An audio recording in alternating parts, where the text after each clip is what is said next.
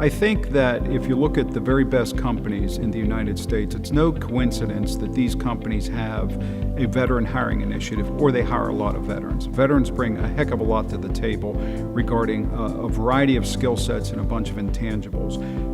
The government, for instance, invests millions of dollars every year in training military veterans. The longer a veteran stays in the military, the more training they get. And in that training, it is basically centered on, there's about 10,000 military occupational specialties or jobs within the military machine, if you will. About 85% of those military occupational specialties are directly transferable to corporate America. So one of the biggest strengths that I think military brings is moving with a purpose. You get a job from your superior, you do it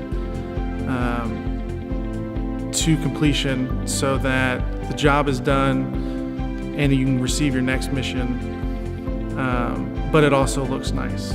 So the other strength that I think we bring is leadership. At every point in the military, you always are put in a leadership role. You always are at least given the opportunity at any rank from E1 to E4 and even NCOs to lead a group of people in a task, or even a large group of people in some sort of mission. The bottom line is the leadership that they bring to the table. The primary issue that a lot of outgoing leaders today in the professional the professional landscape, specifically within the civilian market, is that there's not enough well-developed leadership talent at the next level down, or even the next 2 levels down. My biased theory as a veteran myself is that, quite frankly, one of the few tremendous strengths that the military produces is unparalleled leadership skills. We offer several training platforms, primarily for the Air Force.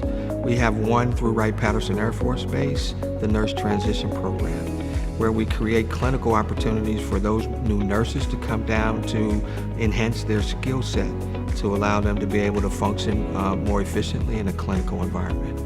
We also offer a program called, through our C-STARS program, through our CCAT teams, that those teams come down and practice their wartime clinical skill sets in an environment that would provide similar casualty-like components for them to enhance their skill sets as well.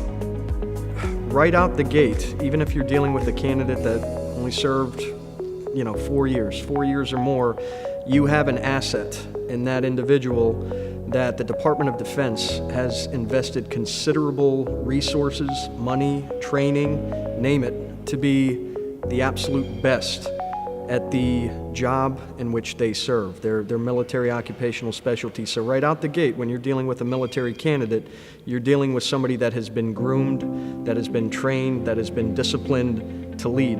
So the qualities, the attributes that a military candidate brings with them are just synonymous with the needs of any corporate culture. I think that veterans bring something to the table that a civilian without having that military experience might not have developed yet. The military is really I believe the world's greatest school for leadership, and that the experience and the things that veterans have done can really bring value to a company in ways that someone who hasn't had military experience can't. Every military person has been forced into a leadership position, whether they like it or not. So they have experience with leading, small and sometimes big groups of people. So you have both leadership qualities that automatically come with vets, and you have outside the box, complex thinking, that automatically comes with most vets. I think in this day and age, a lot of companies expect, travel and flexibility, willingness to be on the ready and on call at any time. And working in a hospital environment, that happens quite frequently because you never know what's going to occur. You could be sitting, at home one minute, and the next minute you're getting a call where people are requesting where certain things are, or there's emergencies coming in that just weren't planned for. So you have to always be on the ready and be on the move.